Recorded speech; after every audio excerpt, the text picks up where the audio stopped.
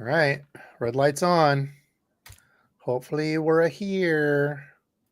I forgot to put your website down below too. I'll do that at the end. All right, what's happening, Fish Friends? Welcome to another Saturday Night Live. I see the red lights on. All right, we got people joining. It's working. What is happening tonight, man? We are talking about something I've heard some chatter from folks about, is bass fishing dying. I've seen some posts of it on Instagram, and it makes me chuckle because I think that's so far from the truth. But I want to get everybody else's thoughts. Got Scott here from Bass Dope. You've seen him in the chat. We had him on a live before. Thank you for all the donations too, man. You were donating the memberships and all the goodness. We all appreciate that. My way of saying thanks, but I always wait to the very end so that the true believers benefit. The OGs get it. I like it. I like it. Yeah, I've got. I'm working on a members only from some kind of behind the scenes stuff. I had one ready to go and it didn't pan out. Otherwise, I need to just do some lives and just do some hangout and stuff for all of you, like Scott, like Trevor, like Dakota, everybody in the chat who supports, who is a member. I especially thank you all for giving my silly channel extra money every month out of your hard-earned checks. I appreciate the hell out of y'all. And even if you aren't a member, it doesn't matter. Just watching, supporting, giving a thumbs up is truly all you need to do. That supports me in the channel. So I did also leave my links below. If you want to go extra above and beyond, I've got my Tackle Warehouse link. Cash and rods, you can get 10% off. They do still have some of the old Element rods, which are super solid rods for $100. Plus mine, you can get an extra $10 off that. LureNet, of course, if you go over there, you can use DEBO15. I've got all that link below, so I'm not going to harp on it. But tonight, bass fishing, is it dead? Is it dying? So my quick take on this, and kind of what spurred this, is I was watching the AAA guys, Jeff and Paul, the Aggressively Average Anglers, talk kayak fishing with, forget his name, he was from Old Town, works at Old Town Kayaks, and was talking about the kayak market. Like, how lucky are we to be alive right now in the kayak market as it's just blowing up? Talking motors, 2, 3, 4, 5, 6 years ago, motors on a kayak weren't a thing. Now it's like they've got spot lock. They've got, and I'll tell you what, after out fishing with Chris, when we camped for the weekend, we were getting blown all around. So I was like, dude, I'm seriously considering getting spot lock just for that. But all the cool upgrades and all the cool stuff in fishing. But I don't know, chat, what do you all think? Is bass fishing still alive? Are there certain parts of it that are dead? Scott, what's your quick hot take on it? I think that this could be a hot topic, a very hot question. And I'm probably a hypocrite in a lot of ways, right? So I think that when it comes to tournament bass fishing, there's some issues, right? That's where I see a lot of people talking about it, that it's live scope and shaking minnows. And I feel like a lot of the people, like you said, barking the loudest are the small few, that are right. Opposed to this. And right. Yeah, go ahead. So, but beyond tournament fishing, I don't think it's dying at all. In fact, I think if we have issues with certain lakes or ponds or rivers, I think we're more likely to have an overpopulation issue with bass than we are bass, like there being no bass in a track. You know what I mean? Yep. I think catch and release is a great thing, and a lot of people are doing it, but there might be too many bass in certain ponds, for that matter, and not enough forage. So I don't know. I definitely don't think it's dying, but I do think that the tournament fishing world has its challenges.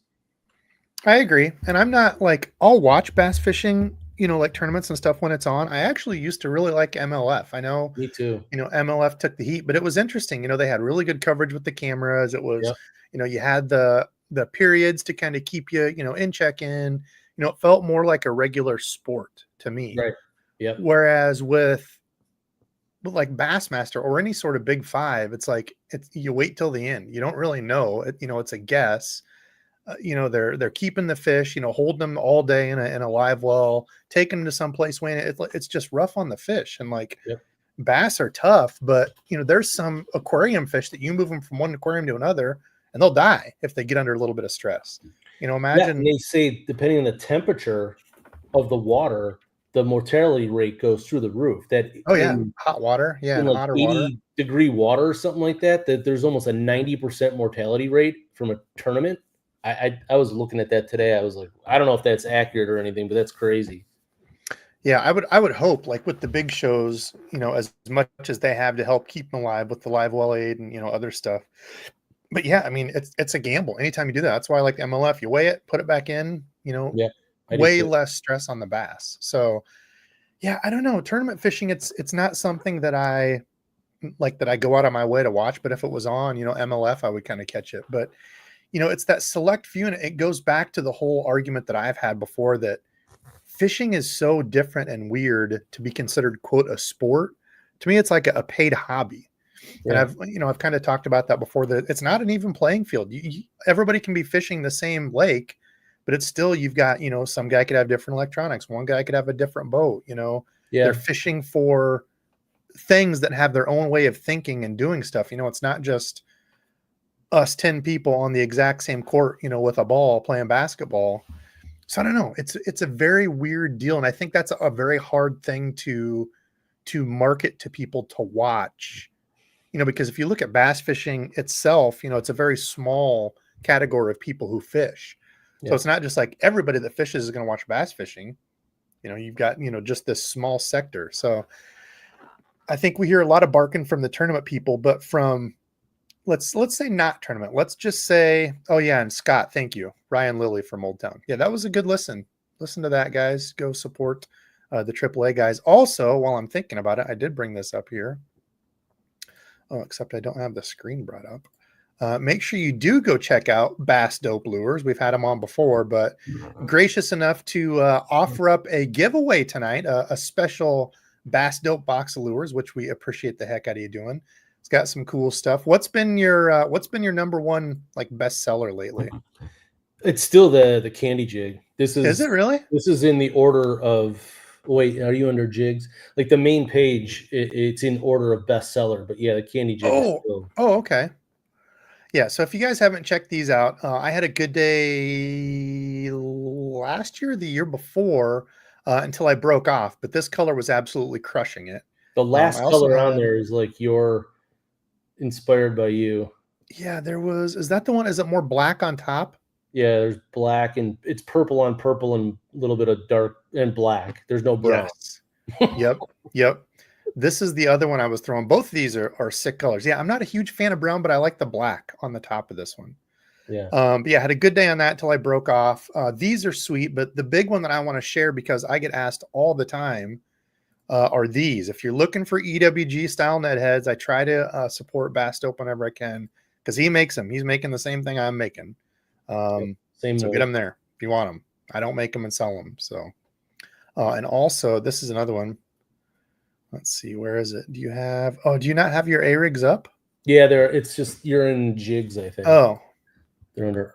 Go to umbrella. There you go. Umbrella rigs. This is another sick one. I just tied this on for tomorrow. Is it the baby? This one. So he's got his own little finesse. I should have grabbed it. Do I have? No. I don't have that rod down here. I did take it out, but he's got his own little kind of finesse style. How big is this? Like Small. 6 inches, maybe? Yeah, it's like 5. I think it's 5 inches. Yeah, so that's another really cool one. He's making those all himself, supporting a local tackle garage bait maker. So check that out. I'll leave his store down below, but it's just Bass Dope. What is it? Bass Dope Lures? Bassdope.com. Bassdope.com. So go check that out. We appreciate you supporting the channel, my friend. Like I said, there will be a giveaway. I might have a special giveaway too, so we might do a couple. So I did a lot of painting. I did 5 hours of painting today, and my face is red from wearing the mask. My nose is completely. I got a big old schnoz anyway. I throw a respirator on it, and it's unhappy. But okay, so non-tournament boat fishing, and you might even be fun to talk to on this too, because when did you start selling jigs? When did that kick off? 2 years ago. 2 years ago. Okay, so you've probably seen some of this. So if we're not talking tournament bass fishing, one of the reasons I would say that there is some legitimacy to bass fishing dying, some quote unquote legitimacy, is if you listen to a lot of the companies making baits, they will say that last year was pretty slow. And if you look at I call it the COVID bell, right? Anytime you have some sort of, economy bump, COVID, I mean, companies for bass fishing, it was one of the lucky kind of sectors that was, I guess, benefited from COVID. Probably I guess the luckiest sector besides pharmaceutical. Yeah. And they just, I mean, companies were just head over heels doing insane numbers that a lot of companies had never even seen, quadrupling business from the year before. So you had this big uptick, and then things, slowly, rolling down. And did you see that? Did you notice, from a couple of years ago to now, did you notice that? Because Not me. I'm too so small. probably not. I've been going up. Oh, good. Because I'm new. So Mm-hmm. there's, nobody's heard of us really. So, I'm still benefiting from that honeymoon period, I would say. Okay. Yeah. And that was kind of on the tail end of it too. I think, a lot of those companies saw that at the end of 20 into 21 was just astronomical numbers. So from that point of view, I could certainly see that, from some of the big companies now. We're also seeing some of that from companies getting brought out, once you bring the private sector over in. So we're talking like GSM buying up Bill Lewis, buying up Dobbins. Who all do they own? I don't even remember who bought up who. What is GSM? They're let's see, I forget which is which. Then you've got like the Strike King umbrella. Well, let's see, Google.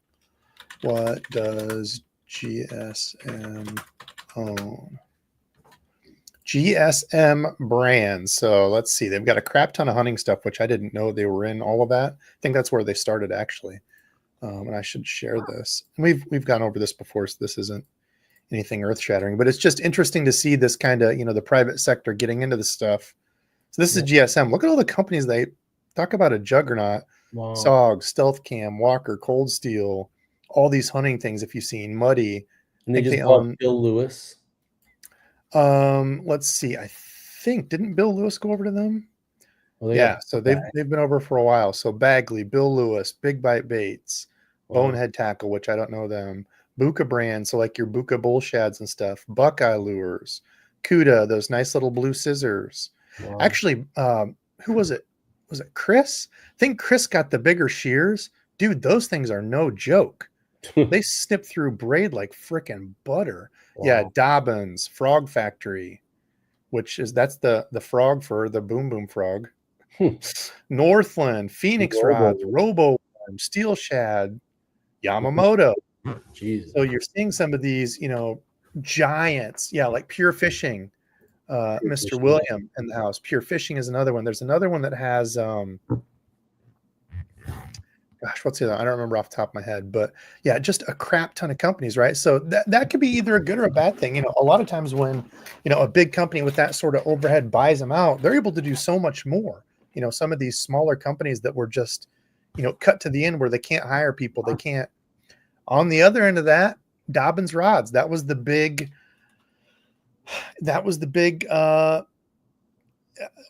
what do you even call it? Unfortunately, people lost their jobs, right? They get owned by a different company. There were some people in the factories that, that lost their jobs there. That's going to change. It might get better. It might get worse. I don't know. I'll have to try some of it, but it's interesting to kind of see that in the bass fishing world, how a lot of that has changed. Because if you think way back to, it would have been like the 90s, ordering from the Bass Pro catalog, completely different look, right? You had Bass Pro, you didn't have online shopping. Talk about bass fishing dying. Right. Look back in the 90s where I had to fill out a postcard. Me and mom and dad would fill out a postcard and get all happy and just thrilled to fill out this postcard, put a check in there, send it off. And it's like a month later, you finally get your box of baits. I can hop on my phone, go to Tackle Warehouse, Omnia, choose your provider and have stuff in just a few days, right? And that's only going to get better. That's only going to get quicker. So it's a weird thing, because I don't know if what we're feeling, as an industry, is because is it the from Realtree? bubble the bubble came down from COVID, if it's just going back to like a normal level, or if it has something to do, like Mans goes out of business, which is crazy. I'm just wondering if, as a consumer, we all have ADHD, and we're just constantly looking for something new. I don't know. That's totally it. Yeah, I mean, people are fickle. Humans Yeah, are extremely fickle. Look at music. Look at actors. Same thing for brands. 10 years ago, 20 years ago, those brands, unless they're really good, unless they're like one of the big OGs, like somebody was saying, like a Shimano or something, who can afford to be in that sector and take those years, where they've built up enough of that capital to take right. those bad years. But some of these smaller companies, man, they have a bad year or two and they could be completely gone. Yep. So yeah, it's a weird deal. Little Rich, completely right. Acquisition and divestiture is what makes the world go around. Little guys grow, get bought out. Yes, unless you stay little, unless that's your niche, you're not planning to do a bunch of stuff. There's a place for that too. So and it's strange because the bass fishing world, there's such a small, I say quote unquote small, um, it's such a small sector of people, right? It's not like food, where food everybody eats. So you've got just a gigantic marketing scheme that you can push out to people. Whereas first you just look at the people who fish, that's really small. Then if you're a bass fishing centric, it funnels it down even more. So Yeah, I was looking at ratings, just TV ratings. I don't want to go back to the tournament thing, but just to give you an idea to kind of pivot on your point. Gander. Yeah, The Gander's a point in case. Old Gander, rest in peace, huh? point in Rip, case. it's gone. But there, on average, on FS1 during a Bassmaster event, there was like 85,000 people watching. Wow. Like, that's the average. Now, if you think about the size of this country, even just the country, 85,000 people, that's their viewership. That's pretty low, I think. Yeah. Oh, completely. Yeah. That's why I say it's such a weird thing to be able to market and get people to buy into. Let's see. I did see some questions. I have been awful at reading chat. I've just kind of been going off the head here. Caro. Somebody was not that question. Somebody was asking about Michael. Let's see how it went. Just dealt with GSM. Diamonds for warranty took almost a month, and customer service seemed like it was outsourced. Oh, yeah, that is an unfortunate turn for Dobbins. I think if that kind of stuff happens, it is going to be a rough deal for them. But those guys know more about business than me. So what do I know? Somebody asked a question about a spinning reel, and I don't see where it was. It was. Does anybody own a Shimano spinning reel or something? Yes, and then there was a question. Oh, here, who uses Shimano spinning reels? Question for you. Oh, okay, it's for them. Okay, it was Carol. Never mind. Carol, also send me your information. I will get you a new handle. I never heard from you. Kuda in the house, dude. We need to get you on. What the hell? Come join me for a live. It's like candy. So many different lures. The irony is we can't carry it all with us during an outing. That is completely it. And usually when we go out an outing and have a bad one, we like to go get more candy, thinking it'll fix it. Rob, I can't ping it for some reason. Does it show? There we go. Mr. Rob Harrison gifted 10 memberships. Thank you, brother. How's your knee feel? I see you got a sweet knee tat. I was thinking of you today. I was listening to some Necrogoblicon through the old earbuds, jamming out. Let's see. I do my part to keep fishing companies going. As do I. Okay, so that was the kind of rant. But chat, what do you all think? What do you guys think, gals out there listening? First thing in the Saturday morning, those are good numbers. Yeah, but if you look at a sport, I mean, what's a bad NBA game get? Yeah, I'm sure it's way more than that. Part of that could be FS1. I don't think FS1 gets a lot of viewership anyway. That's true. So, Very the much. other part about the question is, what do you there I still see a lot of like brand new fishermen at ponds and bank fishing in the rivers and guys on kayaks. We see a lot of new people. Do you see that at Oh all? yeah. Oh, dude, there's there was definitely a drop off, like sales, license sales in Iowa. I forget what the number was, but it was stupid. No, we're not getting into license trivia. Don't worry, folks. But anyway, during COVID, it just rocketed. And then there was definitely a fall off looking at license sales, but there's still a huge leftover amount because there was ponds that I could go to, 5 years ago and never see a person the whole Right. year. And now, like last night, I went out to a little pond, 2 acre pond. We were talking before. I was throwing a little finesse, actually pig jigs, little Ned jiglet, little small Ned with a paddle tail that I made on the back, and was catching the heck out of them. So there'll be a video coming soon. But there was 7 trucks there. Usually on a busy night, there's like 2 people. There were Yeah. seven Yeah. vehicles there, and I was like, "You've got to be kidding me!" Yeah. I was And at my neighborhood pond and there was 4 people standing on one side, which is a lot for this little pond, and they were fishing with live bait and just absolutely crushing the bass. mm, mm. I'm like, I don't know Yeah, how. and see, that's the really slippery slope for me because I know people talk about, and there's people being more vocal about it now of we need to keep more bass. The numbers are stunted, but it's like, dude, it's such a thin line because you've got the old boys that'll keep every single thing that they catch, once you start loosening that. Yep. So They I need don't know. they I need a get it. slot. They need a That's slot. what I say. That's what I say. Like they always want to bump it up bigger. I don't know how it is over there, but in Iowa, it's always like, oh, we're going to protect it by going, to a 16 inch, is what you have to have. It's like, well, then they're keeping these giants. Yeah, you want to keep the So little guys. You yeah, want to keep the 12 to 15. yeah, 12 to 16 inches or Yeah, whatever, keep those. Well, I right, don't know how big a bass has to be to spawn, but I right. would think it would be like at least a season or two to spawn and then that slot. So maybe like 13 to 16 or Yeah, 13. So I don't know, something like that. But yeah, I agree. I don't know. To me, that's a slippery deal though. yeah, for sure. Let's see. It's sore but looks amazing. Yes, it did look very nice. Mm. Pretty sweet. I'm my old lady's getting a tattoo. I've been thinking about like, do I need one? And then I'm like, there's nothing really that I'm like, I'm kind of out of my tattoo phase. Well, I don't know.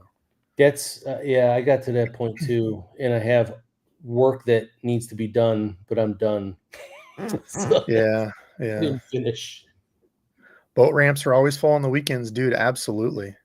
Yep. Bad NBA game, isn't that redundant? Yeah, until you get to playoffs. Well said.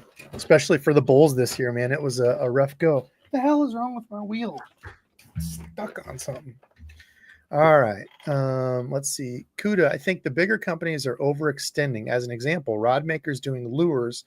I completely agree. Yeah, we see a lot of the off the shelf stuff, with some of these bait companies. It'll be like, hey, I want to make rods, you know. Yeah. Or like St. Croix making reels. Yeah, that still to me is very strange. It's Like, really strange. I mean, it's not that it's bad, but it's just weird. yeah, and then hard bait companies making plastics. Yep, yep. I don't know. Rapala though crushed it. Rapala's doing good.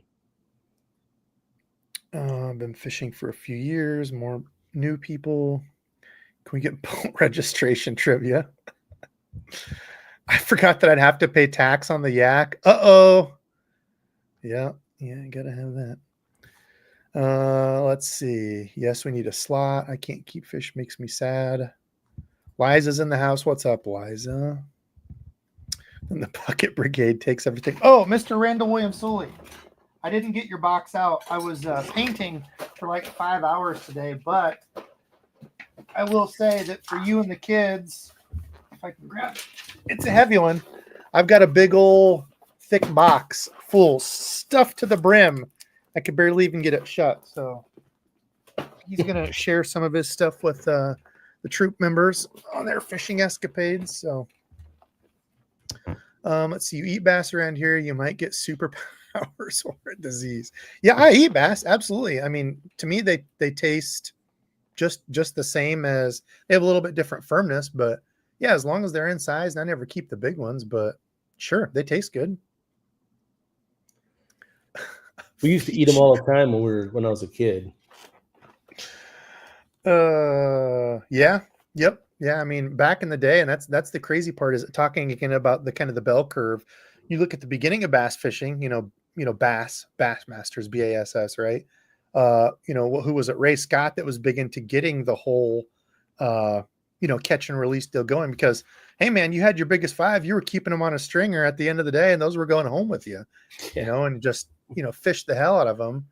Then we've kind of tilted the opposite way. Now it's catch and release everything. So it's like, to me, nothing ever does well on extremes. I'm sorry. No, whatever you look at in life, it's like extremes just never work. I would like to know, like, have DNR step in and, I mean, maybe the surveys, maybe if you did enough research, you could figure it out on your own. But I'd like to know, I'd like DNR to step in and say, is there an issue with these populations in these lakes overall, or if it's just little isolated cases, or does it have to do with the bass getting conditioned? Dude, that's another thing. That's another thing that like deserves its own full live if we could look at that, because the questions I have on conditioning are how long? How long does it take a bass to get conditioned? If they even do. Some people are so diehard into it that if you fish it for more than a few times, you go around the lake, they're already conditioned. Yeah. Versus, does it take days? Does it take a week? And then after that, how long until they're not conditioned to that? Like having, I guess I didn't even think about this update.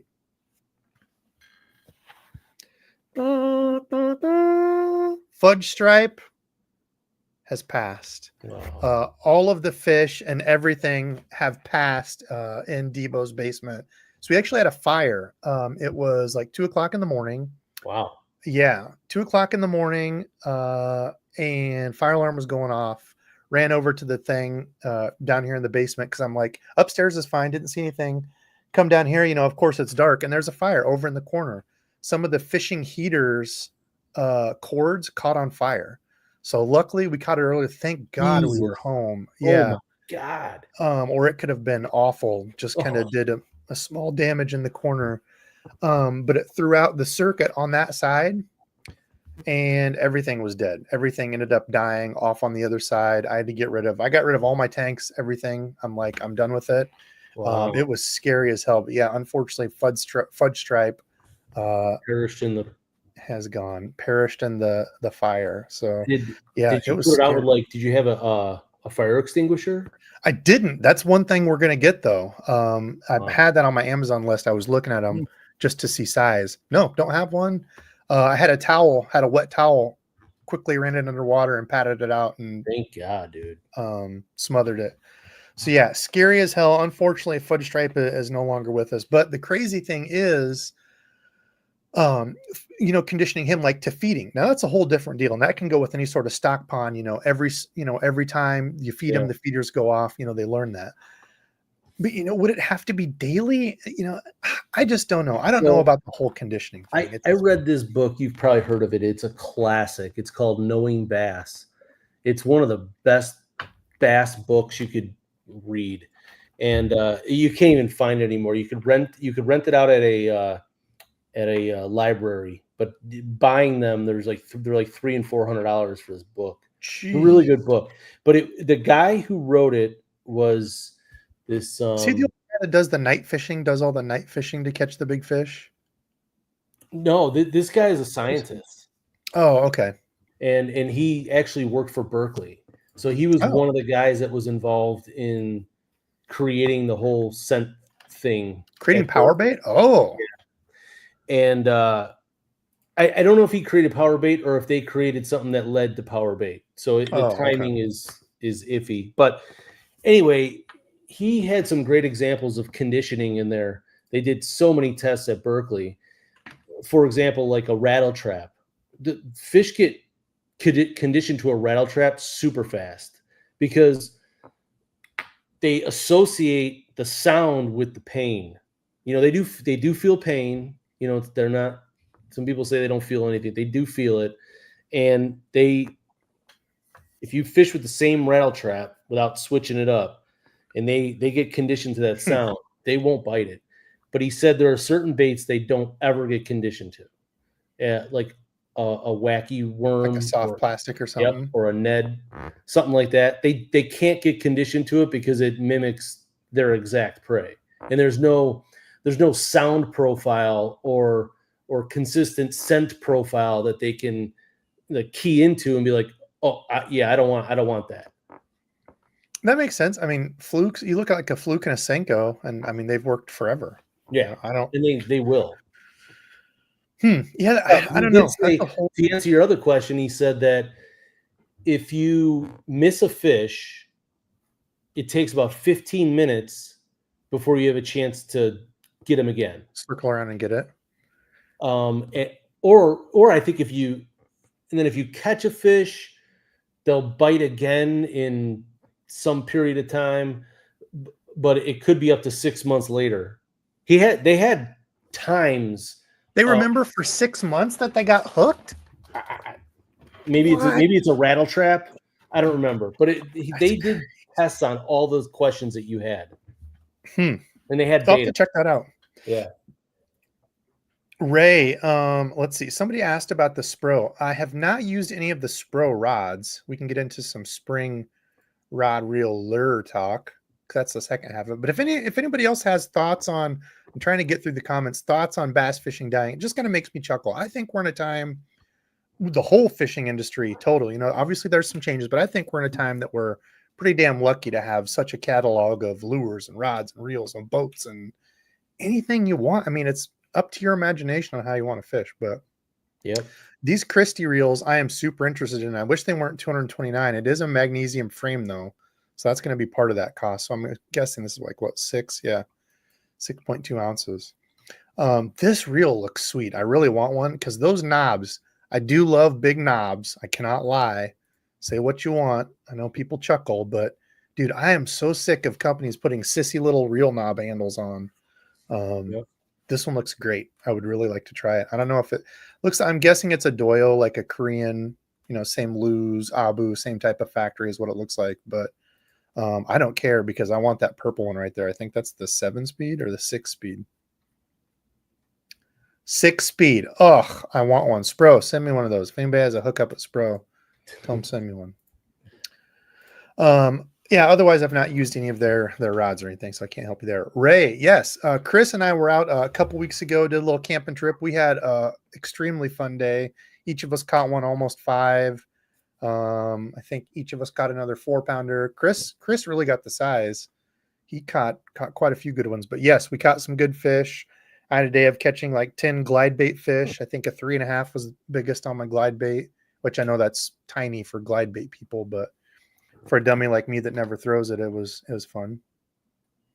So yes, some decent ones coming on the way. Not monsters, but good fish for around here in old Iowa. Dustin says I don't eat bass, scared to piss off the fish gods. Yeah, you got to be careful. You have to make an offering before you do that. Someone in the chat brought up a good point. When you think about bass fishing dying, we're in a point right now where there's more expensive baits than ever before. Oh yeah. I mean, think about it. One bait, like a jerk bait or something, $25. Glide baits, hundreds, some of them. It's incredible. Like it wasn't like that 20 or 30 years ago. Yeah. And so much crazy stuff out there now. So you've got, use your imagination, fishing friends. You got all kinds of stuff. So Rob, I have a buddy who has caught the same smallmouth 5 or 6 times. I think that's over 2 seasons, has a very distinct mark on it. Yeah, I've seen, who was it? Matt, SB Fishing, Matt Streichel. I think he was on a Tackle Talk talking about this big, huge, I don't know, some crazy big fish that he caught twice, different parts of the lake, like crazy. Is it on the same exact bait? That's the question. Oh yeah, that I don't. I was just talking about catching the same one. Yeah, I caught one fish in my pond, I think 4 or 5 times, but every single time was a different bait. And then there's bassless. Bass fishing blew up. It's bound to calm down. Yeah, exactly. I mean, the Right. COVID hump just quadrupled. Yes, I like big knobs. Make the jokes. I don't care. I like grabbing onto a big old girthy knob when I'm fishing. Place your own jokes there. Let's see. Hey, fishy friends. Leighton can't stay. Kurt, I hope you're well up there, my northern brethren. Let's see. Diggs in the house. What's up, Diggs? Little Rich. I think I missed you before. The new dial handles suck. Justin, I couldn't agree more. Zillion, I still think is the best reel to date. The Daiwa Zillion, was that 2020, 2021 version? But gosh, those handles suck. What is it? Is it the tackle trap? If you guys like the Daiwa pitch and flip, the Daiwa Tattoo Elite pitch and flip, you can get those handles there for like $40. So if you don't want to go with like Gamexus or something like that. Vincent, you're not missing anything, dude. Your most expensive reel being $60. Dude, fishing is something completely different for everyone. I've got a $35 Abu that I still use in rotation, and I've got, $200-$300 reels. Dude, the stuff now, like a $50 to $100 reel was like a $200-$250 reel of, the early 2000s, like the Corrado, the green Corrados, which are built different. They do last like a little tank. Those were like what, 2006, so like basically 20 years old. And you look at a Corrado now compared to that, or like an SLX. The $100 reels have just come leaps and bounds. So yeah, I think spinning wise, there's great $50, $60, $70 reels, like for real. Maybe on the bait caster side, you want to be around that $100 mark, but if he's talking about a spinning reel, you could live and die with a $60 spinning reel. Yes, I completely agree. The Daiwa Regal, I think, is right at that price rate, $60. I love that. It's a great reel. I was talking about Berkeley baits. Does the max scent make a difference? Ray, that's the other open-ended question. I don't know. If I were to talk about confidence in a scent, I think power bait's the best out there on the market. That we're seeing all these other powder additives and this different stuff now. Soaking baits, does it make a difference? The weird thing with scent is if it's any sort of oil scent that you're adding to it, it's just going to come right off in water. Oil and water don't mix. That's another thing that they covered in that book. That oil, fish, their senses are water soluble. Oil is not water soluble. So the scientists say they can't even taste oil at all. That oil is completely useless. Yeah, I remember hearing that. To mask other scent. That's the only thing that's good for. So if you got smoky fingers and you touch your bait, that could turn a bass off for like 90 minutes. But if you put an oil based on it to mask that scent, then it works. Yeah, they went over all that stuff in that book. It was crazy. That's why I like scent disbursement stuff like power bait. I have the most confidence in because it's a whole disbursement thing. It's impregnated into it, where it's a slow release. And it's all water soluble, so they do taste it. The new one, I forget what it's called it's expensive. I got to think of it to try, but it is really weird stuff. It makes like, let me see. I think it is Kaiyoyo Fujita or somebody that uses it. Somebody told me to pick some up to try it. And this stuff is crazy because it adds like a hydrophobic layer to the plastic. So I was out in the garage making, what the hell am I even doing here? New is what I was going to. I think they had it here on that. No, I don't even remember. Powder scent. I don't even know what the hell the name of it is.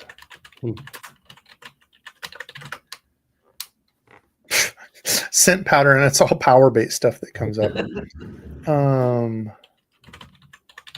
don't even know if it has powder. Oh, here we go. Yes. Okay. Bite powder. That's what it is. So this stuff is crazy because once you put it on the plastic, it creates like a hydrophobic layer around it. So like I made, my Ned rigs, with just regular plastisol. When you try to put them in a plastic bag, they stick to the bag and like you can't push them in there straight. You shake a little bit of this in there and it completely coats it. It makes them, they don't stick. It's completely free. And then when you throw them in the water, like you can see the water like go around it, like get pushed away from it. I know it sounds really weird until you see it, but then it like slowly dissolves off of it. So something like that I could buy into. I don't know if it makes a big difference, but it was really interesting just from the plastic part of it to see that. Yeah, forms a protective film around your lure upon contact with the water. Yeah, it's really weird stuff. It's like duck feathers almost, like when you see water roll off of duck feathers, kind of that deal. Do they care about the scent of it? I don't know. It smells like the same kind of, G-Crack is the other one that smells like that shrimpy, like kind of the Kitech, that shrimpy, stinky, like seafood. Yeah. That to me is another really good one, but I don't know, man. I think that they are biting the baits that we're throwing primarily as a reaction, and that the scent will help them hang on a little longer. If they get like a secondary confirmation. I agree. This is organic. I want to eat it. I don't think most of the time that the bass are, I mean, look, if they're feeding and they're blowing up on stuff and you throw your bait in there, it's a different story. But I'm not so convinced that they're hunting for our baits to eat them. I think a lot of times they just see it and they react. Yep. Agreed. Yep. Just that reaction. It's, it's like a dog throwing a ball or a dog seeing a squirrel and running after it. It's wired into them to, right. Or like a coming cat, by, I need to eat it. Yeah. This stuff is really good too. It's water soluble. And it goes on. It's like the applicator is like a deodorant bar.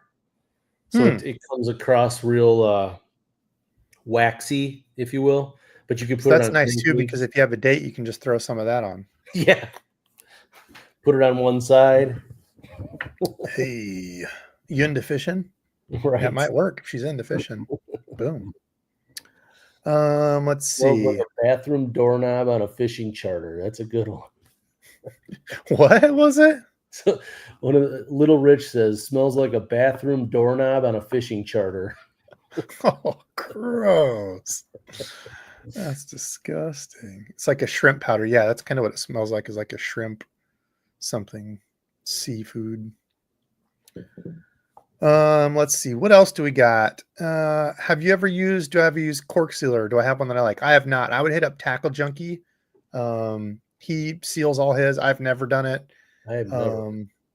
I just ended up wrapping some in what's the grippy stuff called? I had one cork rod that went out that started to crumble. What the hell's that stuff called? Wind. Yeah, wind grips. Wind grips. I wrapped it in like the wind grip stuff. I also have some, I don't have it here, but I've got some heat shrink tubing. You could use that, but I'm using that for something different. I'll show in a vidgy coming up. Let's see, U40 cork seal shrink tube. Yeah, there you go.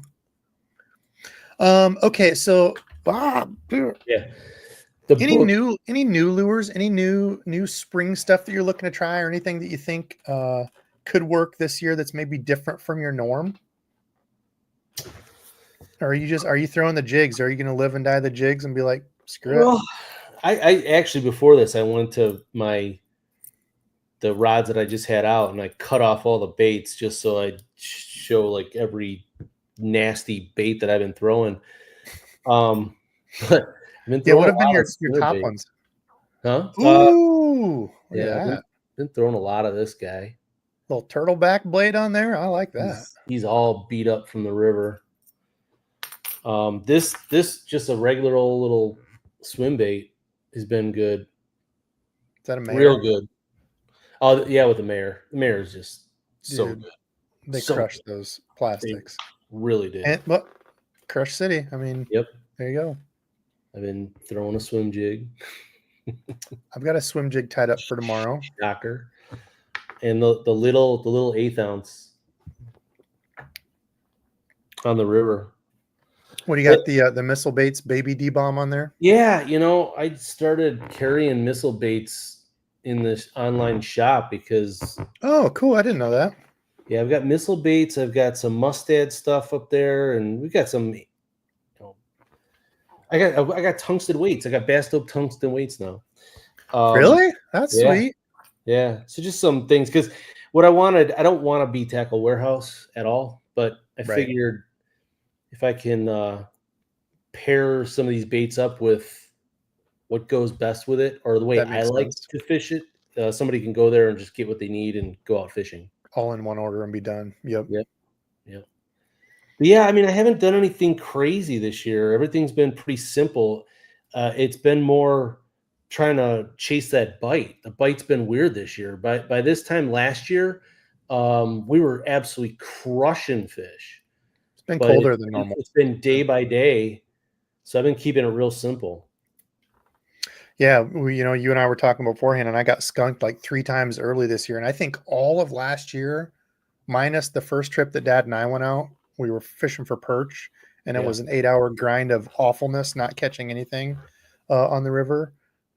Other than that, I think I had one trip where I skunked was all, and I've already had 3 just by myself skunking it out. Well, actually, one was with Brando. Yeah, one was even with Brando on the boat. So Yeah.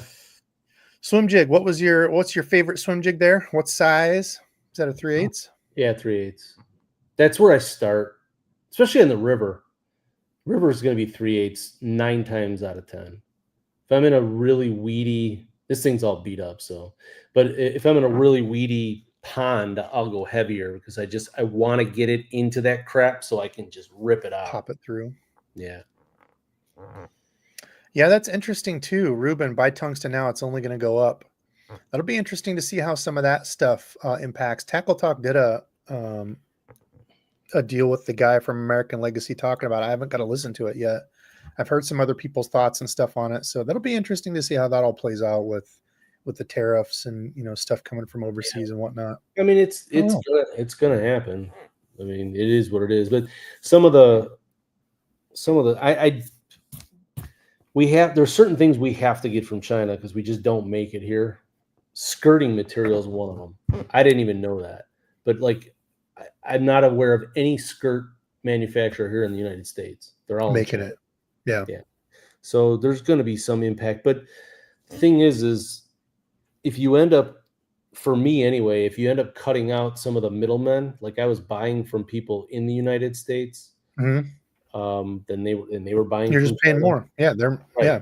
So if you end up going directly to China for some of this stuff, you don't necessarily have to change your prices. Eric, back to the knob talk.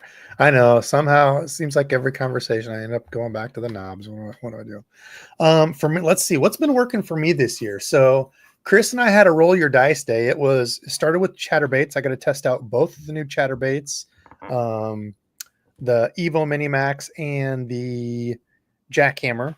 Liked both of them a lot. I've heard some mixed feelings, I guess, from folks, but I've liked both of them a lot so far.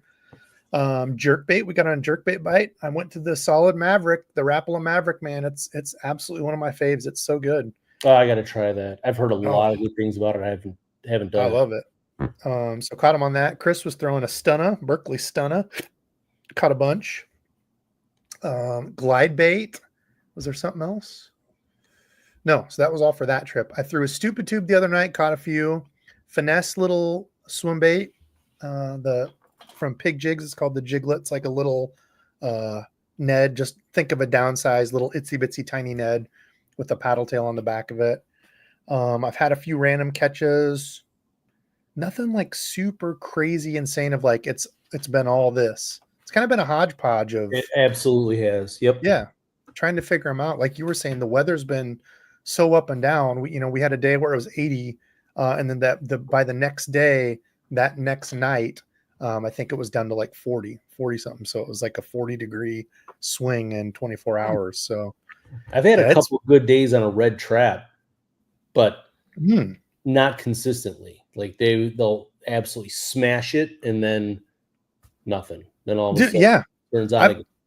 I've had a bunch of random trap catches like through the day, like not even enough to make a video on because it would be like two trap fish. Like the other day, I was out with Chris. First trap cast after throwing chatterbait and all this. Boom, fish just hammered. It was like a little pound and a halfer. Then nothing. Yep. I don't know. So I don't know. Oh, yeah. It's been a weird year. I don't know. It has definitely been. Kraken, good seeing you, buddy. Is the jackhammer the only chatterbait that has a stealth blade, a stealth model, or is there a less expensive chatterbait stealth model? I don't believe so. I will tell you though, it's a very slept on. I've got one right here rigged up actually. It's a slept on. It's a clear. Oh, what the hell do they call this stuff? Deflector. I don't know. Yeah, no, I was thinking of the material. It's Oh. oh gosh, what's the stuff they make all the lips out of? Like a Lexon type of plastic. But yeah, it's got a good subtle vibration. There's not a clack to it. I think they're awesome, but they kind of get crapped on. But yeah, they're not loud. They're a subtle deal, kind of like this. This is the Mini Max, and I guess this is what I hear all the grumblings of people saying. Why not just buy the Mini Max for what is even the Mini Max cost now? I have seen some costs from companies going up already, which is kind of absurd because nothing's even happened. They're like, well, hey, we're gonna get ahead of this deal.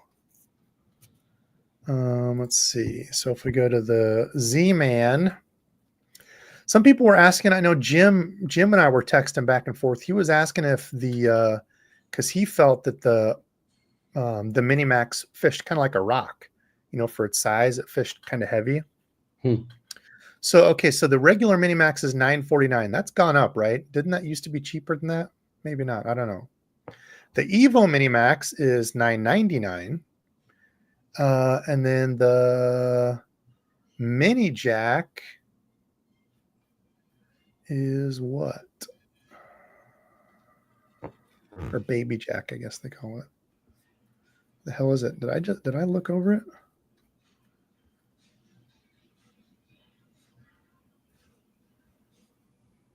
Oh.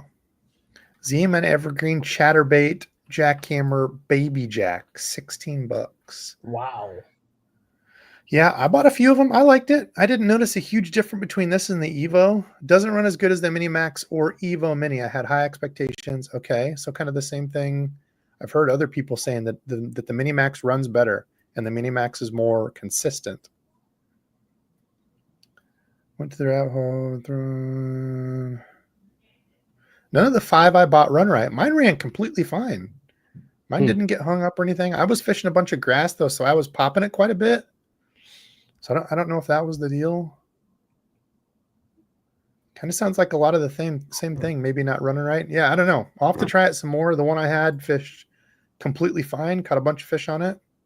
But I will say that I didn't notice a crazy enough difference to I am sharing, right? Oh my God, I'm not even sharing. Got to be on that for me. You're my wingman here, Scott. Sorry, bud. Dang it. I was reading reviews, so that's what, if y'all wonder what I was doing there, I clicked on the reviews of it. But for the extra $5-6, I think the little Evo Mini. Now the big deal is like the hook, a couple of the components. Like this is a much stouter, smaller hook. So if you don't like that, you want more of a lighter wire hook, you either got to go to the Mini Max or, which I think shares the same one, right? Is this a 3/0 Mustad? Heavy duty 2/0 versus I think this is a 3/0 lighter wire in this one. Yeah, 3/0 medium wire decoy. So that's the big difference, the hook size. So maybe that has something to do with it. More of a hook and stuff sticking back. I don't know, but so far I've liked them all. I liked all those. So yeah, it's kind of been a toss in the air of what I've been catching them on. Tomorrow, what do y'all think? What should the focus be tomorrow? What should Debo plan to catch them on and get a video of? Y'all are like, I want to see Debo catching them on this. Stupid Tube, I've got a Stupid Tube rigged up. I think the Stupid Tube deserves more love. Caught a few on that the other night. I actually threw a topwater bait today. I didn't catch anything, but when I saw the bass on beds, I'm like, well, I don't know, maybe they'll bite a topwater. I mentioned to throw a frog. Me too. Mauricio in the house. What's up, brother? Mr. Fishing Bass Brazil. I'm great on losing chatterbaits completely. I'm sure I'm doing something wrong. No, dude. Chatterbaits are one of the absolute top lures I lose because they do not play well at all with wood. If you're fishing around a lot of wood, go to like a little spinnerbait or swim jig. Ollies, yeah, I've never been to an Ollies. People always talk about the Ollies that have good deals on stuff. Nope. War Eagle jig. I like the way you're thinking. I did have one of those, and it was either between that or the stupid tube, and I tied that on. We can do some jig throwing. Drop shot. Drop shot. William, I will like the drop shot a little more. I will say it's easier to throw from the kayak, absolutely, but I don't like it anymore. No, because it always gets snagged and stuff. It always gets tangled. It's such a. Oh, Chris, was bait. Run it slow. They weren't breaking the surface to get it. Ooh, yeah, that's drop shot again. I want to do that on the river tomorrow. Shaky head drop. Oh my gosh, look at all these drop shots in here. Roadrunner. They catch fish, man, but I usually have it for the super tough bite. Yeah, I'm going to save that for more when we get post spawn and stuff gets super tough. Jerkbait, yeah, I definitely got a jerkbait tied on for tomorrow. I'm hoping. Bladed jig showdown. Maybe if I get on a blade, because I did tie on. So this is another cool one to try. I've caught a few fish on it. I want to. The last couple places we went to were really clear, which surprised the hell out of me with all the rain we had had. But another one that I got from first gen is the copperhead. So some of these spots we just had another storm run through. So I'm thinking a lot of the spots are going to be dirtied up. So the spot that I have in mind tomorrow, I think will be good for this. And they came out with the new mini. So it's the whole mini trend. If y'all watched my video on that, of these new ones coming out, but they did the same thing and released a mini copperhead. Nice. 3/8, half ounce, a little bit smaller, more compact. Oh, it doesn't show it, but it's got 2 BBs on the front that the blade hits and clacks on. So super loud. Again, talking about a different sound, right? Just a little bit different than the normal, jackhammer and stuff. This is a shallow runner, though. It does tend to want to run shallow. So as long as you're fishing, like, I would say 6 foot or less, this is good. If you're fishing over that or want to like creep the bottom, I would say there's better options for that. But got that tied on for tomorrow. Jerkbait. I've got a lipless. I want to get on just a stellar, crazy good lipless bite. Would be fun. Yeah. Maybe a trap. Oh, you know what? I was throwing the those little lipless, the like half ounce little guys, like a bait finesse lipless. That was fun. So you're probably talking like quarter then, if you're getting down to like the little tiny ones. Yeah. So what is it? The Rattle and Vibe by Yozuri. They've got a little guy. It's like a maybe 1.5 inches, maybe it's 2 inches. But it's 3/8 ounce. So it's a little heavier, but it's still little. It's really small. So it's less than 2 inches. It's got to be 1.5 inches. Spinner. That was my goal, was to make spinnerbaits fun again this year. Now I feel bad that I've got a chatterbait tied on again. Maybe I'll throw a spinnerbait. Dude, I had a great spinnerbait bite like last week. I mean, we were in the river and it was a little muddier, stained. And man, we're throwing that spinnerbait and it was awesome. Nitro, it wasn't on BFS. I was using a spinning reel. I had the BFS with me, but they weren't biting that. I had what did I have tied on that one? Oh, well, no, it wasn't. They weren't biting it. It was one of SDG Custom Lures, one of his little tiny micro chatterbait deals, but it was just too grassy and it was too heavy for it. So I ended up doing with that little small swim bait. Oh yeah, all the talk. The big baits, or the battle baits. Geez, Debo. The Battle Baits Brigade Blade. Yeah, that's kind of a cool one. It's just like the Kitech, I think they call it the Rumble Blade. It's just like that, except he added like a little flashy willow on the top of it. It's a cool look to it. Michael, his 3 biggest fish came on the Copperhead last year. Yeah, it's definitely got a different different sound to it. Very loud clack.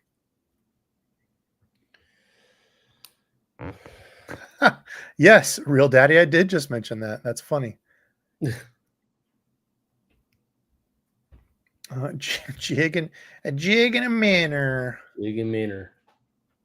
Have you fished the Death Shimmer spinnerbait yet? No, I have not, dude. I've got so many good ones. We're planning on in a couple weeks. It's going to be me, Chris, and Steven all out on kayaks, and it's going to be subscriber stuff only challenge. So I'm going to have a big Rubbermaid thing of all subscriber lures. That's it. That's all we can choose from. We can each choose like 5 or 4 combos that we have, rig them up, and that's going to be the challenge. So yours very well could be selected. We'll see, Ron. Cool. Yeah, it'll be fun. I'm excited for that one. Try some super finesse with the Lake Fork boot tail baby shad.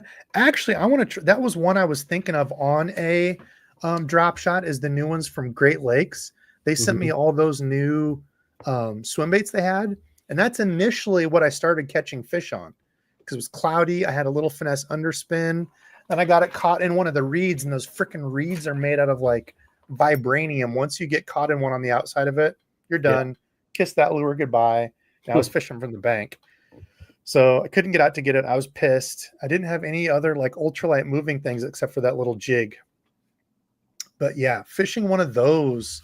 I don't know if you all have seen these or not, but one of the from Great Lakes, I think they did a cool job on that little thing.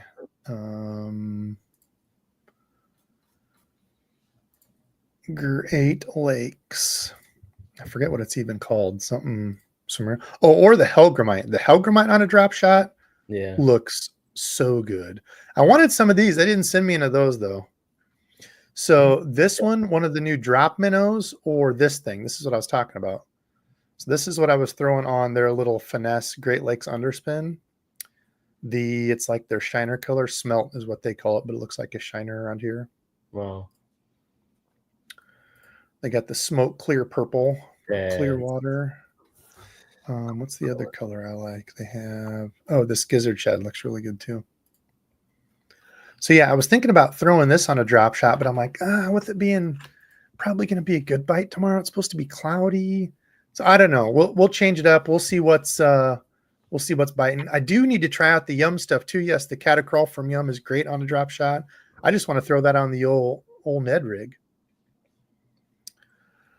Lord Debo, when are you fishing? This is Debo Seipel out here. When are you fishing with Bobby Roast Beef?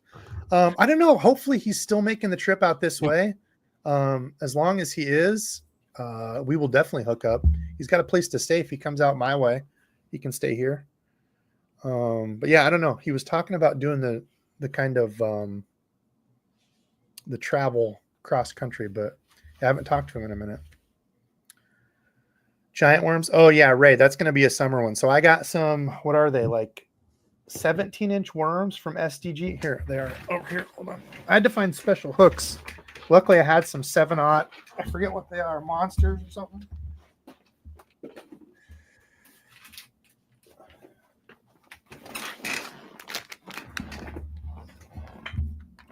This, and he sent me make your own dice. I don't think I have that over here. No, I don't remember where I put that, but like fuzzy dice. So that'll be another video. But look at these, dude. Dude, that's awesome. Entire size of my arm. They are. Yeah, he made a tequila sunrise color, which is sick as hell. It's beautiful. Yeah. So I've got a few. I'm getting better with my electronics. That was another big goal for this year, was to get better with electronics, my side and down scan, so I can find more of this deeper structure. So in the summer months, or well, really just anything, being able to find anything besides the stuff that you can't see, throwing some of that around some of the holes and stuff, or humps out there a little bit deeper when summer comes. Yeah, that's going to be fun. Oh yeah, I did stand up, take a drink. I'll drink to that. Casting it? No, hell no. Casting it won't be a challenge. We got all sorts of gear for that. Good. Okay, let's talk about giveaways. So we'll do mine now. So mine will be a custom painted swim bait first. So I'm doing up some swim baits I got. Notice my board is all clean. Oh, except for Tom. Tom Mix, are you on? Has anybody seen Tom Mix? He won a while ago, and he never claimed his stuff. So, Tom, where the hell you been, brother? Email me, DEBO'S Fishing. And Mr. Randall William Sully, your box is ready because I knew you'd be on tonight. You're ready to go. Okay, so swim bait, custom painted, however you want it. I've been painting a bunch of them today. Like I said, I painted for like almost 5 hours. Mike M, aka Tom Mix. Is that what you go by? So okay, the first one we'll do is a custom painted swim bait. We've got Scott's Bass Dope coming up after this. Here in a little bit, we'll answer some questions and go through. Let's see. So StreamYard giveaway. What's it gonna be? What's it gonna be? Oh, 2 people got it. I kept it simple. Fudge stripe. No, not rip fudge stripe. Hashtag swim bait. Oh, that's it. Must have taken the people that did swim bait. Hashtag swim. So you can pick it. I think these are fun because I'll go here. Hold on. Scott, pick a question and run. I'm gonna grab some. All right. I'm tying a Debo jig for Monday morning. Ruben says it better have some purple in it. Damn it. There's not many questions. It's all just banter. I know. Long Island's been hitting clear. Yum Dinger's been working well. Yes, a Yum Dinger is perfect for, especially as we're getting into post spawn. Once you've got some of those roaming fish, because it falls a little bit slower than the other ones. I have had some really good times catching fish on that. Let's see. Beef. Drop shit kind of looks like a goby. Yep, I think that was kind of the point of it being up north. Is their deal? Yes, it's purple and black. Corey, dude, I was just looking at upgrading my electronics. I didn't really know what I wanted to get into because I am not the electronics guy. I'm still running the Lowrance Elite Hook 9 or whatever. It's not very expensive. I think I got mine on sale for like $400, $300, something like that. But it's, it's older. So this is from, I brought it over from my John boat. So that's back, 2017, I think was when I bought it. So there's definitely a lot better stuff out now, but it works. It works for what I'm doing. Yeah, I'm a Humminbird guy for the most part, but I do have the Garmin Live Scope. Yeah, we were using Live Scope the other night. So Brando, being the absolute savage that he is, I need to get Brando on for a live so we can talk. Brando's the cat you see me go out on the boat with. Yep. We look kind of similar. He put a Live Scope in the back for me. Oh wow. Cool. Yeah, so he was able to just get another transducer. I think it was his older transducer. He got a new one for the front, and it's all hooked up.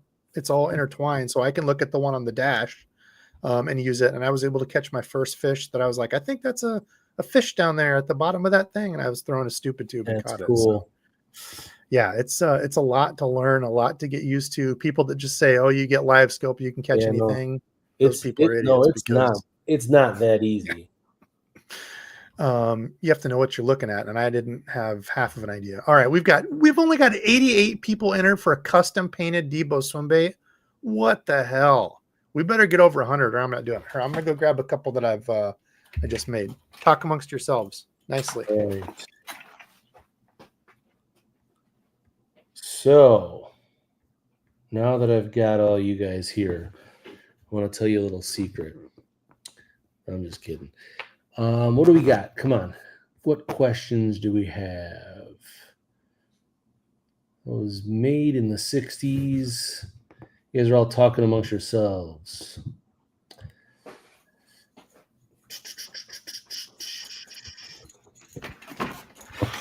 This should be cool. Yeah, when you were talking about, oh, he can't hear me yet. These are going to be tough because I got some new. Oops, is that the right one? Can you hear me?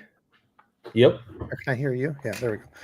These are going to be tough because I got some pretty cool new color shift paints and stuff. Well, that's cool. I don't know that this one's going to show, but this is kind of my spin on it. Yeah, this doesn't look, you can't see any of it.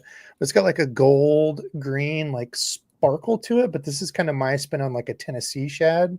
Oh, that's really cool though. Like Yeah, I I think you really got like. that Tennessee shed color. Cool. I like how that one turned out. This is a chartreuse purple. Yeah, and the color on this looks awful. There's so much cool color shift and stuff to it. The lighting on this is just awful. This one is super neat. These are all already spoken for. These are giveaways for people. This one's going to Adam, STG Custom Lures. This is like a spin on a color he does. That's I know awesome. he'll like.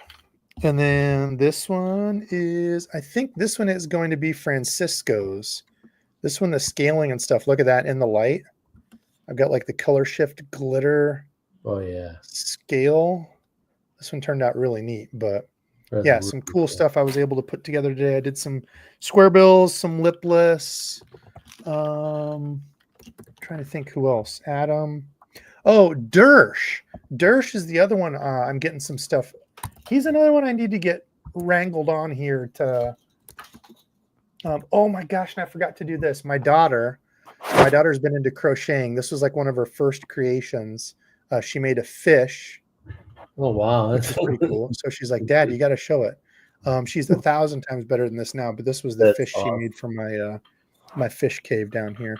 What do we name it? I forget what she named it. Anyway, it was some funny random name that she gave to it. But yeah, painting swim baits, painting some crankbaits, and if you don't fish swim baits, I guess if you win, I can really paint you whatever the hell you want. It doesn't matter to me. But yeah, this color I'm really excited for. There's also going to be some other cool custom colors from Debo in another news outlet coming soon, which will be. I just ran my monster bass Devo custom crankbait the other day for the first time, but it was one of those days where they weren't doing anything. But it was great because it's nice and it stays pretty shallow, which I like for the type of fishing that I'm doing. Yeah, that's what I wanted, was for them to have something shallow for the pond guys. Yeah, we'll throw something in the showers. Okay, let's see here real quick. What do we got? Better have over 100. I'm pissed. Okay, 112. Final call here. Hashtag swim for custom painted swim baits. What I was thinking, but if you really don't throw swim baits, I can make it whatever you want. I'll hook you up. Okay, here we go.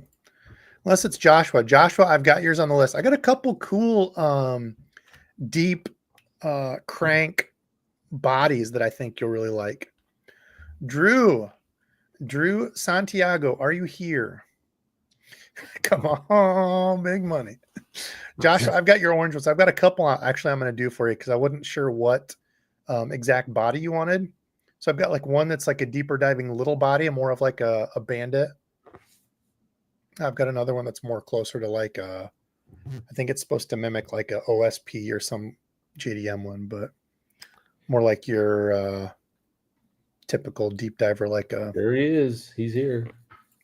DT or whatever. Okay, let's see. He's here. Drew, hell yeah. Okay, Drew. Whoops. Drew, there you are. Please email me a screenshot of your YouTube so that I know it's you. DEBO'Sfishing@gmail.com. Let me know what type of pattern you want for your swim bait. If there's a specific swim bait type body. I've still got quite a few. I sold some of them.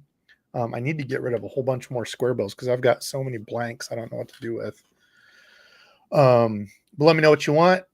Your address, screenshot your YouTube so I know it's you, and I will hook you up. And then we'll be doing another giveaway here in just a little bit of a sweet bass dope box. Thank you, sir, for donating that to the giveaway cause and the fish and friends out there that support. No problemo, man. So what other lures, everyone? What other lures is everyone getting into for this really spring, summer, year? Anything new? I was trying to think trends. So we've got ICAST coming up. I think small BFS stuff is still going to be a big thing. Yeah, which I love because it's fun as heck. I've got some more BFS stuff I want to throw in. I was kind of saving it until fishing would get a little bit tougher early spring. I'm thinking I'm going to try to find a few bigger ones. But I've got some BFS stuff I want to throw. I've got some little spinner baits. Actually, speaking of lipless, I got some from Jackal. Have you seen those? The little tiny BFS? They would be light No, though. Probably wouldn't work in the river, but I for like pond and I stuff. like Jackal though. I like a lot of their stuff, so I got to check that out. Yeah, it's the TN. So they've got like all the TN ones, right? That have the lead and the lip and the chin of it. Yeah. It's the TN here. I'll go grab one. Everybody, take another drink. Drink it up. Drink. Take a drink. All right. What did I do here?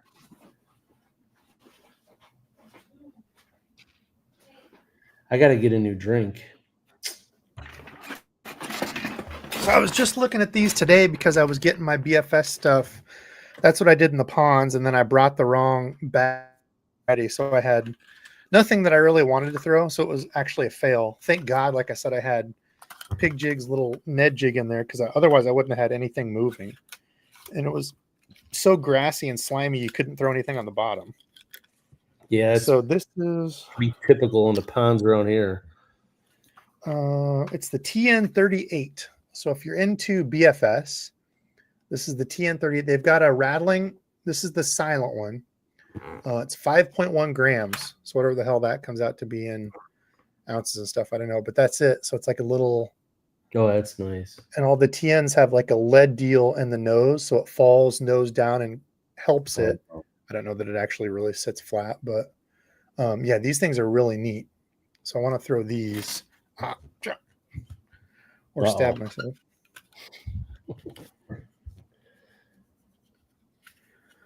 Let's see, what's everyone saying? The Raid Japan Magnum 2-way Jackal's Mini A-Rig is the only 4-inch.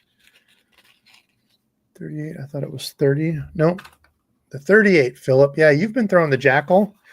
Philip, we need to get you on some night to talk all about liplesses and jerk baits. Would you be willing to join old Debo? And I need to travel down your way. Would y'all like to see Debo travel to South Carolina and fish with a bank fishing stud like Philip? I don't know whatever the hell ponds you have stocked around you, Philip, but it seems like you guys are always catching good fish. Yeah, next time you're going through to see the AAA guys, you got to stop by for a little outing. Dude, I am down. It's close enough that if there's something going on that way, yeah, we're not just that make far a from weekend each of other. it.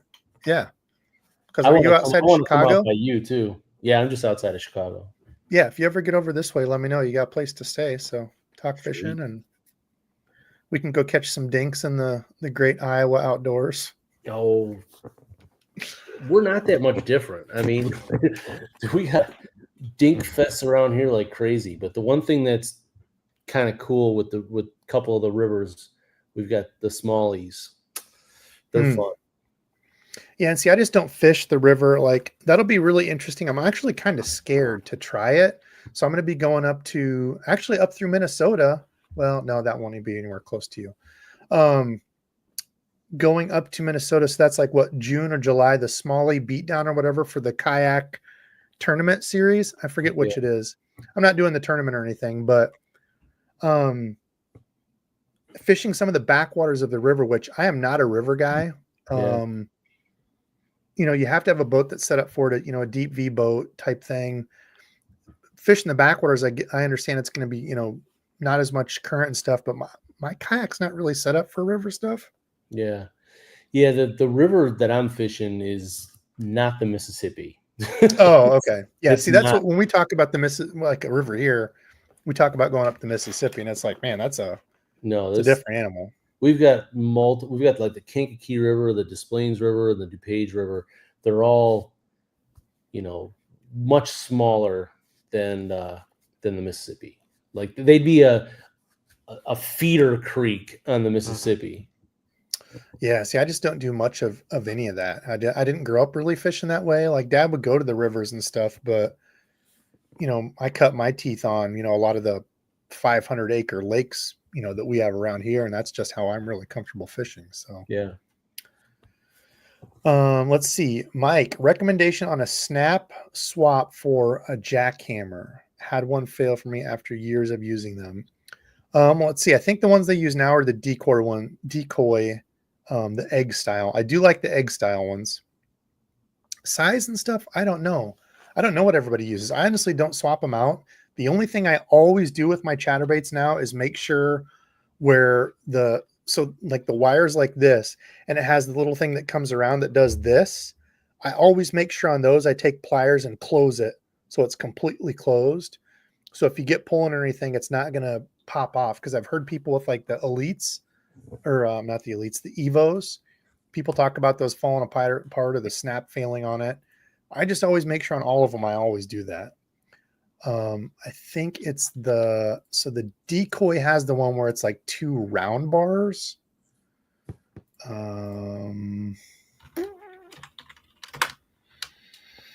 So if we go back to the old warehouse, tackle here. If you're not sharing if you want to share. Yep. Hey, on it this time. I'm getting there. And yes, Kraken, I saw that. Is the Arc Gravity the recommended BFS reel? Yes, absolutely. Hands down. It's easy to get. It's very consistent. Excellent reel for, I think, what is it, $150? You might be able to find cheaper, like off-brand ones and stuff, but yeah, for sure. 100%. I absolutely love that. So for snaps, if we go to, and somebody else in the chat might be able to help out that switches them out a lot.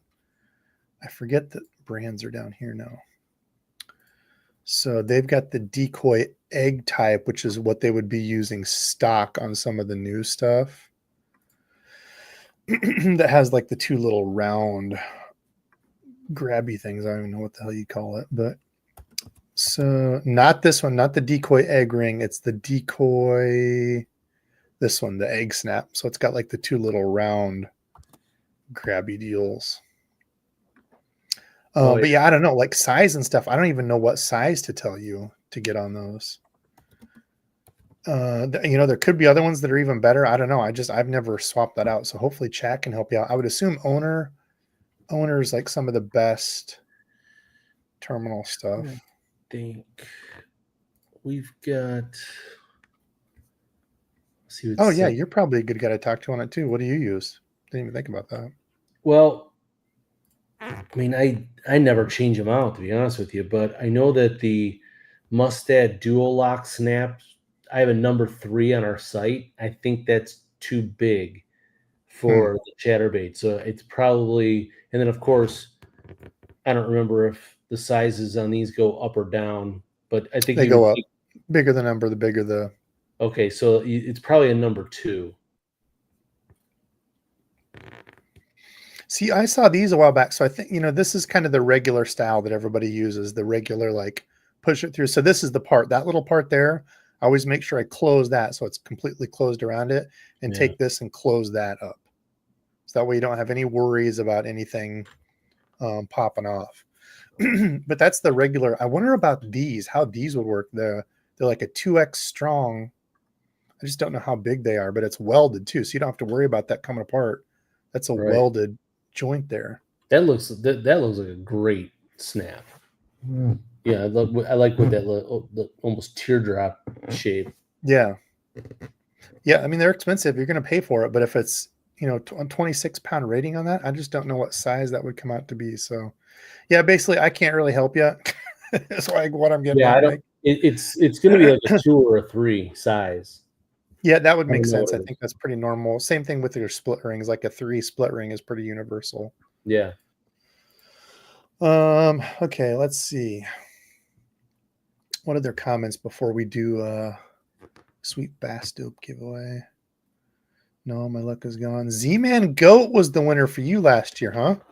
Steven, that's interesting. How were you throwing it? Just regular, or like on a buzz bait, or what?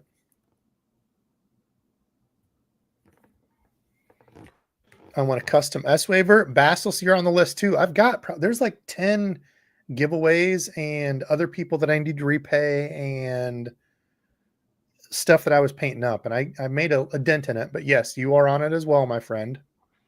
Custom S waiver is coming your way. Let's see. Oh, we're back talking about, okay, I don't know what I'm way behind. This is at 8:50. Come to Charleston. We'll put you on some redfish. See, I don't know anything about any of that stuff. As long as I'm casting and retrieving or doing something, I just don't want to throw bait out and let it sit. I don't know how you fish for like redfish and speckled trout and stuff, but I'm not into just throwing stuff out and sitting. I don't know anything about that, but I thought redfish were a little bit like bass. I mean, it can be, I think, where you can stay active. I don't know Oh, about a that's another. speckled trout. Yeah, that's another good point. Blind eye. Yeah, some of the brands do their sizes vary a little bit. So, yeah, that's a good call. They do for sure. Most are 2 or 3. Yeah, so he's saying the same thing. Okay. Nishini snaps are good. I've not used any of those.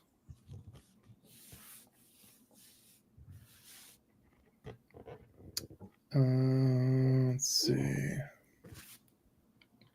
The goat is a great chatterbait trailer. Okay. The goat on a naked buzzbait. I agree. The goat is cool that way. All right, let's see. Let's do. Let's roll a bass dope giveaway here, and he's going to hook it up. I'm assuming he can kind of hook it up to you, so you'll send it to me. I'll send the information over to him. Are you just going to mail it out and everything too? Yeah, I'll mail it.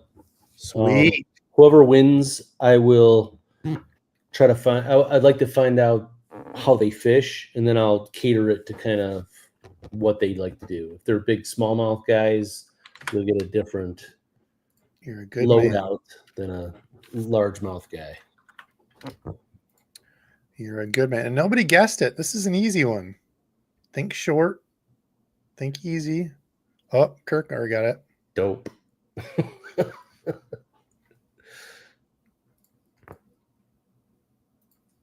Dope bass. Hashtag dope. So he will hook you up with some cool stuff he's making there. He's hand tying them. Cool to get stuff from smaller shops that put the love into it. That is the secret sauce without any secret sauce. Blood from the hooks and love. Yep. Let's see. What else do I want to cover? I feel like there was one other thing. Oh, this isn't really talking lure making. I was going to show this to you. I made a couple wooden baits. I tied on my glide bait for tomorrow, my walking / my chopping glide bait that I made. I made a top water. I showed this some time ago, but that's my goal, is to hopefully sometime soon hand carved with an X-Acto knife or utility knife. It's pretty rough, but it was my first time doing it. But a top water walking bait, and I put a little put one of the trebles, that the VMC ones that has the blade attached to it. So I'm interested to see how this will walk. I'm gonna take that out tomorrow. Did you drop that in one of your tanks to see if it floated and everything? I did. Yeah. That's cool. I buoyancy tested it. I weighted it just a little bit more at the back, so it sits at like a 45, like a. It's gonna work. That's gonna be cool. So there's no rattles in it or anything. So I was hoping with a pretty aggressive, splash to it. We'll see. With the hooks rattling around too, you'll hear it'll make noise. That's true.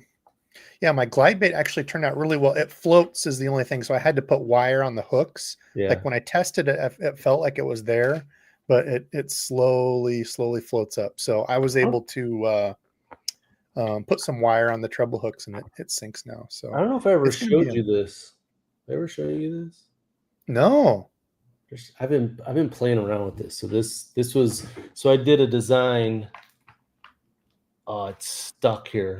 Oh wait, so I did this in clay, right? Okay, yeah. It's got a hair on it, sorry. And then made a mold, like old school mold. Like the silicone in the Legos and doing your silicone exactly. mold. And then poured like the silicone bait. This silicone is not, it looks okay, but when you throw this in the water, it's a little stiff. Pretty stiff, yeah. And so anyway, I've always wanted to get into making like bigger swim baits. That's awesome. Yeah, tinkering, that's the whole thing. I get that question. I don't know how much money do you save making your baits? Debo, how much can I save? I'm like, I always tell people, you're honestly probably not going to save any money. The cool part about it is when you're not fishing and you're home with the kids or whatever, you've got another way to do things, right? So instead of having to go out to get your fishing fix, at least you could be tinkering with fishing stuff. And the Yeah. cool part about it is it's so endless. Options are completely endless on, let's say you get jig stuff. Well, then you're tinkering with colors, or, how am I going to match this? Or then you get into soft plastic stuff. Okay, what glitter, what color, that's the fun part of it to me, is the creation. You can make and fish something that nobody else has. Yeah. And like we said, putting your love into it. There's something very different about painting up a crankbait, a pattern, that I'm like, man, that looks really good. And then catching a fish on it, it's like, wow, the fish thought it looked good too. That's crazy, Yeah. very different. Caro asked the question earlier, and I think he was asking me, or it was the other Scott.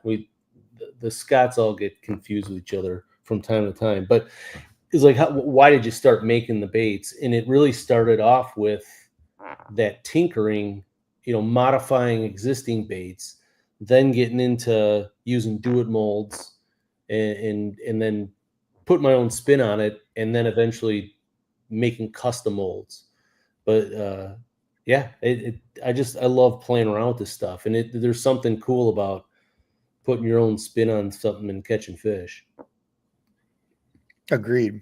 Yeah, putting your own creation together and going out and throwing it. It's like, damn, I made Yeah, something the fish will eat. for sure. All right, let's see. We've got 107 entries. We got to get past 110, or we're not giving it away. Are you using wood baits to paint? So the ones I was just showing, no, these are blanks that you get.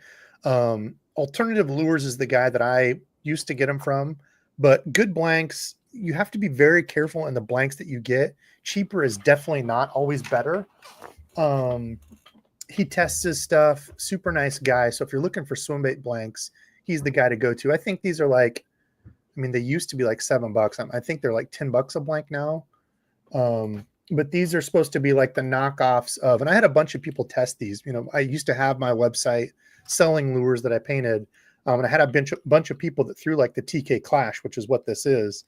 And this thing has, almost a 90-degree kickover, very good to it. So it's very awesome. close to the original, but getting these online, you're like $100-$200. I was selling them for like $30, Yeah. So something for people that, that can get a little bit more affordable into it, and get kind of a taste of, some of this stuff. But yeah, there's some of the swim bait blanks and crank blanks out there that are almost identical. I don't care what people say. The companies want to try and protect that, but Yep. yeah, there's some good stuff out there. And there's also some really crappy ones too, that, 5 out of every 8 of the blanks that you get don't even swim right. So it's tough. I'll tell you one that's a sleeper. I don't know if Philip is still on. Talking about cheap ones, is the Ozark Trail Lipless. So that body, funny enough, is like almost an exact copy of like the old Excalibur. Really? Yeah, really interesting, but very, obviously very different. I'm not comparing that to the Excalibur at all. Please don't. What's it called? It's the Ozark Trail. Yeah, they're just the cheap, like $1.99 Ozark Trail lipless. I'll tell you, the hooks on them suck. The split rings on them suck. So just swap those out. You can get bulk hooks, through Do It or Lure Parts online or wherever, and you can get like some Mustad triple grips. Swap those out, and it's actually a really neat little lipless. I love lipless. I don't know. I love it. Like when you get on a good lipless bite, Dude, I know. it's a lot of fun. They just hammer it. That's Yep. why I want to get on one. That's kind of I'm either thinking that or jerkbait tomorrow is going to be the deal, but I don't know. I'm hoping I would really like to get on a smashed out. Yeah, it's the Walmart brand. That's right. They're just a Walmart little lipless. $1.99 is what they used to be. I don't know what they are now, but Aaron, I use the Bob Smith 2-part epoxy is what I use for small batch. If you're doing like small, just a few lures at a time, it's great. You can get into like the ultraviolet, what is it? UV resin. Oh gosh, who makes that? Alumilite UV resin. If you're doing a lot, you can get into like the KBS, which really stinks. You got to have really good ventilation for a lot of those. But yeah, 2-part epoxy is probably the easiest for small batch. All right, let's see. We're gonna draw. I am sharing, right? Okay, last chance. #dope for Sweet Box O whatever you want, whatever you fish for. Here we go. You will have to email me so I know it's you. The Mudfoot. That's a cool. Is that a? Are you an old digger of relics for? Looks like an old. What is that thing? It was like the gigantic rhinoceros of the prehistoric days, whatever those were. I forget what that thing's called. I was just reading the story on that the other day. Anyway, let's see. So Triceratops. No, these were like a rhino, but it was like a descendant, like a furry rhino, because they were talking about. It was an article about bringing back those dire wolves. Oh, I know. Come on, didn't we see this movie? Yeah, which makes no sense to me because, anyway. So then they were talking about, I think somewhere in Russia, they were talking about bringing back woolly mammoths. Yeah. And then it was talking about like these things. So this was like a hairy or a furry, like rhino with a gigantic horn. So yeah, this probably has nothing to do with that. But anyway. The woolly rhino. My ADHD brain goes, oh, there he is. Sweet. Okay. So email me, debosfishing@gmail.com. I will send your stuff over to Scott and then he'll get you hooked up. So your address, what kind of fishing you do, I'll send that over to him. Well, you guys can talk about all that, what kind of fishing and what you like. And yes. Oh, is it from The Mandalorian, the Mudfoot? Oh, maybe that's what it is. Oh. The big furry. Oh, this is the way. It was from Mandalorian. Okay, this is the way. My bad. I went down a whole nother line of prehistoric nerd ADHD. Okay. So anyway, this is the way. I did start watching Andor season 2. Andor was a good one. Are you much into Star Wars and all that stuff or no? I love Star Wars. I'm an original Star Wars guy, but I can't keep up with everything that's going on the Disney Channel. You know, it's just I don't even know which way to go. I can't. One of my nephew keeps telling me, okay, you got to watch this, then you got to watch this, and then this stuff. So I love it. I love it all. I just don't know if I have the time to. I get it.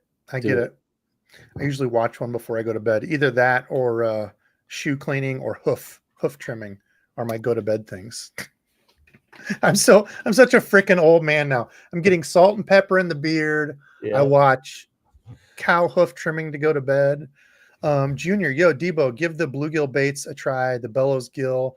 That's another one I was interested in. So they have like a bellows. Is it the bellows gill? Is it the one or the bellows shad? There's one that has like a little paddle tail. Golden girls. On the back of it. Let's see. Whoops, I closed my Taco Warehouse tab. So if we go here and we share this, it's one I definitely want to try more. I've got some from Francisco that sent me from the Bassmaster Classic stuff. I've got some of the blue ones. Whoa, what happened to my comments? Oh, there we go. The heck? Let's see. So if we go to Darth Vader, that's awesome. What? One of the Fishing Friends handle is Darth Vader. That's a great name. It is. This one. Oh, the Bellows Gill Swimmer is the one I was thinking of. Yeah. So this one I was thinking of on like a free rig or something, looking like a little dying shad. Yeah. Male gill. Let's see. There was one that was. Oh, here we go. So like your more blue see-through. So like this, I was thinking like dying shad around spawn or something on a little free rig. Yeah. I feel like this thing could be. I like that. Oh, there it is. That muddy gill. Yeah. Dude. I don't know. Have you used any of these G cracks? I've used just the regular bellows, whatever the pointy tailed one is. This one, just the regular. Why is that new? They're not new. Is it G crack or G crack?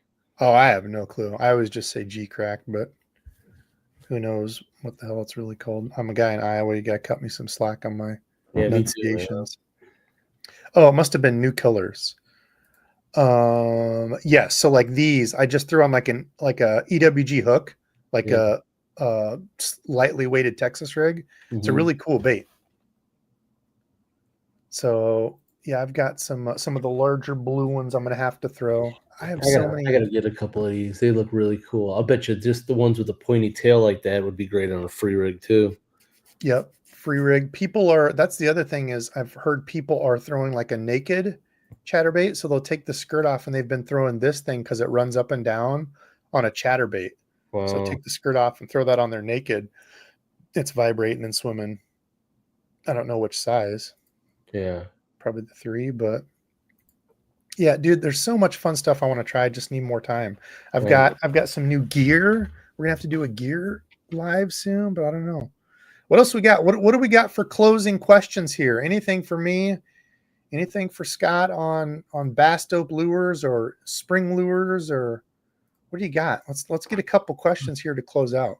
Scott, what's your take on Uncrustables? They go along with fishing like peanut butter and jelly. So people urged me to try the Uncrustables a while back. I said I'd never tried them. Finally got some and tried them. They are very good, but I'm probably going to take hate that I think they are quite overrated. Well, I like them because that's just they're simple. You know, just throw them in a bag and they're thawed out by the time you're ready to eat them. But that's the part. Your convenience. Convenience is the best part. The chemicals in those things. Oh my God. Oh really? Oh God, they're loaded with garbage. Huh. Yeah. The reason I don't like it. Yeah, here it is. I knew Chris would pop up in here. Your ears would be twinkling. Chris loves the Uncrustables. My take is they are well. Okay, Chris made me try them from the toaster, which they are really, really good that way. Yeah, definitely better. I bet. But they're like a wussy made PB&J. Like some little sissy made it, and there's barely any filling in it. Like I don't know. When I make a peanut butter and jelly, I make a peanut butter and jelly. Yeah, you're better off making a peanut butter and jelly and putting it in the freezer. Yeah, I like the filling. Like it's kind of like the whole knob talk. Chris apparently is probably one of those type of guys that wears Iowa State and likes little real knobs too. So yeah, it's all right, Chris. I still love you, buddy.